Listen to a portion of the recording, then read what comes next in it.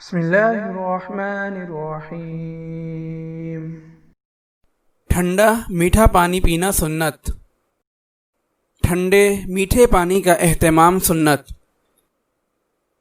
حضرت عائشہ رضی اللہ تعالی عنہا فرماتی ہیں کہ نبی کریم صلی اللہ علیہ وسلم کو پینے کی چیزوں میں ٹھنڈی اور میٹھی چیز زیادہ پسند تھی۔ حضرت عائشہ رضی اللہ تعالی عنہا فرماتی ہیں کہ رسول اللہ صلی اللہ علیہ وسلم کے لیے مقام سقیہ سے ٹھنڈا پانی منگایا جاتا تھا جو مدینہ طیبہ سے 2 دن کی مسافت پر تھا۔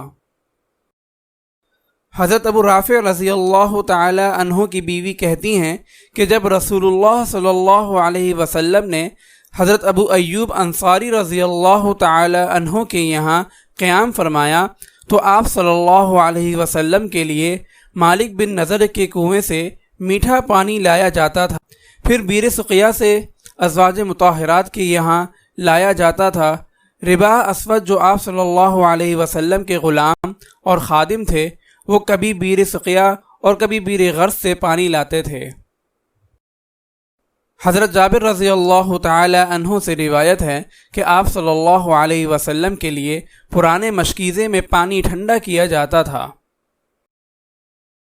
ان احادیث سے معلوم ہوا کہ ٹھنڈے پانی کے اہتمام کے لیے برف اور صراحی وغیرہ کا انتظام کرنا سنت کے مطابق ہے۔